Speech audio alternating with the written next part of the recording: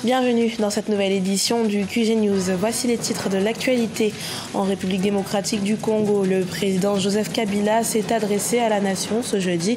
Un discours très attendu tant par la classe politique nationale que chez les observateurs internationaux et que nous écouterons au cours de cette édition.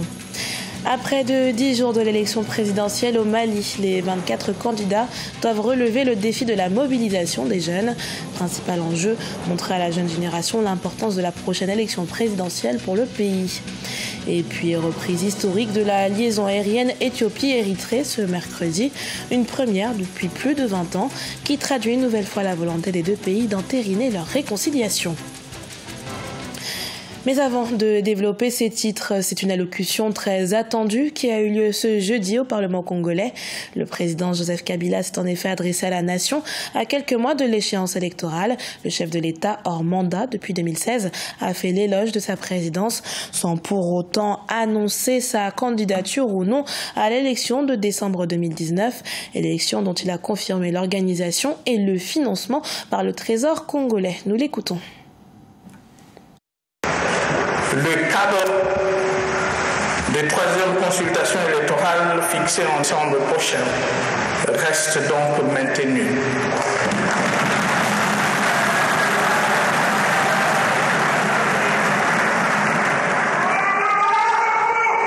Et notre engagement à respecter la Constitution demeure lui aussi non équivoque.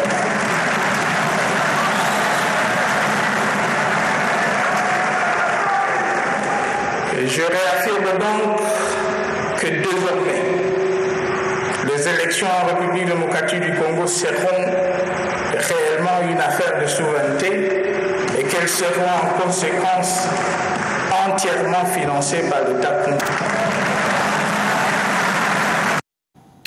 Le premier tour de la présidentielle se rapproche au Mali.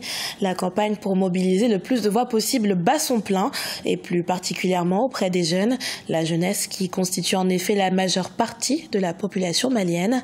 Alors pour encourager les électeurs à retirer leurs cartes, le gouvernement malien envisage de déclarer des journées citoyennes, 2 jours chômés. Vina Nodin. La prochaine élection présidentielle du Mali se déroulera le 29 juillet 2018. Les 24 candidats en lice sont officiellement entrés en campagne le samedi 7 juillet. Ils font face à plusieurs défis, dont celui de la mobilisation de la jeunesse, le principal facteur de développement du pays. Il est nécessaire de former les jeunes au processus électoral. Dans quelques semaines, nous allons accomplir un acte important, choisir un président qui est à la hauteur des attentes du pays. Le taux de participation aux élections au Mali devient de plus en plus faible à cause du manque de sensibilisation et d'encouragement de la jeunesse. Si nous voulons une démocratie représentative, il faut que les citoyens expriment leur volonté. Pour sensibiliser la jeunesse malienne à l'importance du vote aux prochaines élections, le réseau des jeunes des partis politiques du pays a organisé le 11 juillet un atelier de formation sur le processus électoral destiné aux jeunes leaders politiques. Le but, leur permettre de servir de relais d'information auprès de la jeune population. Il aurait dû falloir, à mon avis, tout un travail de fond de la part non seulement des partis politiques, mais aussi de la société civile, pour faire en sorte que la jeunesse soit imprégnée des grands enjeux autour des grandes problématiques du Mali, notamment la question sécuritaire. Le développement d'un pays repose sur sa jeunesse, une jeunesse qui représente la majorité de la population au Mali. Le premier tour de la présidentielle aura lieu le 29 juillet. Pour encourager les Maliens à retirer leur carte d'électeur, le gouvernement envisage de déclarer des journées citoyennes, 2 jours chômés. Nous devons travailler, le président Bédié et moi, la main dans la main pour transférer le pouvoir à une nouvelle génération en 2020. Ces mots sont ceux du président ivoirien et chef du parti unifié RHDP, Alassane Dramane Ouattara, à l'occasion de la création du parti. Une annonce cryptée qui suscite de nombreuses réactions. Notre correspondant à Abidjan, Olivier Conan, les a recueillis. Vers une passation de pouvoir en faveur de jeunes générations en Côte d'Ivoire. Dans son discours à l'Assemblée générale du RHDP, Rassemblement des oufoutistes pour la démocratie et la paix, le président Alassane Ouattara a annoncé qu'il travaillerait de concert avec Henri Konan Bédié, président du PDCI, Parti démocratique de Côte d'Ivoire, a favorisé en 2020 une transmission du pouvoir aux jeunes générations. 2020 est l'année de l'élection présidentielle. Cette perspective est bien accueillie par les jeunes qui font confiance aux deux leaders du RHDP pour opérer un choix judicieux. Il ne pense qu'à sa jeunesse, donc venir dire aujourd'hui avec des exemples à l'appui qu'il est important que la Côte d'Ivoire soit totalement en phase avec sa génération. Il faut bien respecter cette position et aussi lui permettre de mettre effectivement cela en œuvre. Pour les observateurs, cette déclaration du président Alassane Ouattara ne doit pas être analysée comme profitant uniquement aux quadragénaires, comme le président de l'Assemblée nationale et les ministres du gouvernement. Ça ouvre un boulevard pour tout le monde, pour le président Guillaume Soro, pour Ahoussou Jano, pour Charles Dibi Kofi, pour Amadou Gon, pour Ahmed Bakayoko, pour Mabri Touakeuse, dont on parle de moins en moins, mais avec qui il faut compter aussi. Le voici devenu numéro 3 du RHDP. L'élection présidentielle de 2020 est la pomme de discorde au sein du RHDP.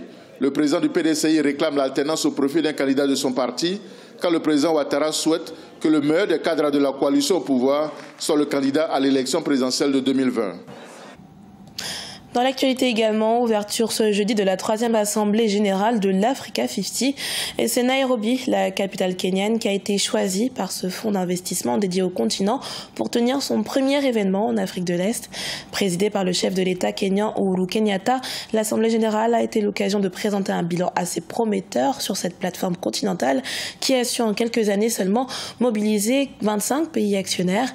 Une occasion également pour le président kényan d'annoncer le doublement de la participation à ce fonds qui, de 50 millions de dollars, va passer à 100 millions de dollars.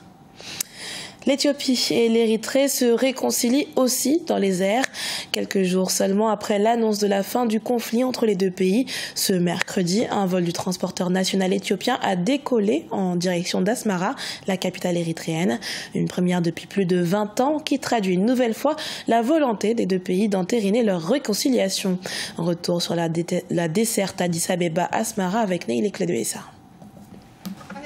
Après la reprise le 15 juillet dernier des communications téléphoniques, le retour de vol Ethiopian Airlines à Asmara est la deuxième mesure concrète faisant suite au rapprochement entre l'Éthiopie et l'Érythrée. Ethiopian Airlines assure depuis ce 18 juillet un aller-retour quotidien entre Addis Abeba et Asmara. À Ethiopian, nous nous sentons immensément fiers et heureux de reprendre un programme de vol vers Asmara après 20 ans. La reprise du transport aérien jouera un rôle capital pour renforcer les liens politiques, économiques, commerciaux et fraternels entre les deux nations sœurs. Le rétablissement des relations aériennes entre les deux anciens ennemis devrait aussi se traduire par une dynamique économique, rouvrant notamment à l'Éthiopie un accès à la mer via les ports érythréens. Le partenariat va ouvrir les nouveaux débouchés commerciaux à l'Érythrée. L'Éthiopie va avoir une ouverture maritime sur les pays d'Europe qui était très lente à cause de la fermeture du port de Asmara. Pour rappel, la réconciliation entre les deux pays fait suite à l'annonce par le Premier ministre éthiopien Abiy Ahmed en juin de céder à l'Érythrée un espace territorial à la frontière entre les deux pays, appliquant ainsi l'accord de paix signé en 2000 à Alger avec l'Érythrée et les conclusions en 2002 de la Commission internationale indépendante sur la démarcation de la frontière. Lancement des chantiers économiques au Libéria. Le président George Weah, élu fin décembre 2017, s'attaque à l'inflation galopante qui menace le pouvoir d'achat de ses concitoyens à coup de grandes mesures. 25 millions de dollars vont ainsi être injectés dans l'économie pour contenir l'inflation. Les détails avec Aïssa Toubari. Mois après son ascension à la tête du pays, George Weah est confronté à une chute vertigineuse de la monnaie nationale. Il faut quelques 160 dollars libériens pour obtenir un dollar américain contre seulement 100 dollars en juin 2017. Ainsi, un montant de 25 millions de dollars sera injecté dans l'économie afin d'éponger la liquidité excessive de dollars libériens sur le marché. Ces mesures incluront, sans toutefois s'y limiter, une injection immédiate de 25 millions de dollars américains dans l'économie par la Banque centrale pour éponger l'excès de liquidité des dollars libériens. Adresser un mandat à la Banque centrale pour une réglementation plus efficace des bureaux de change et pour également effectuer une surveillance plus accrue des banques qui sont sous sa responsabilité. Le dollar libérien s'est déprécié depuis 2013 à un rythme qui n'a cessé de s'intensifier depuis 2016 pour atteindre 21% contre 17% 70% en 2018. Si vous avez une famille nombreuse, cela vous concerne grandement. Avant, avec 1 000 $ libériens, vous pouviez obtenir des aliments pour votre famille et un bon repas. Aujourd'hui, 2 000 $ ne peuvent même pas vous offrir un repas décent pour la journée. L'État libérien a mis en place un agenda axé sur les chaînes de valeur pour transformer l'agriculture qui représente 70% des emplois. La production commerciale d'huile de palme et la normalisation des investissements devraient soutenir des taux de croissance projetés à 3,9% en 2018 et 5% en 2019.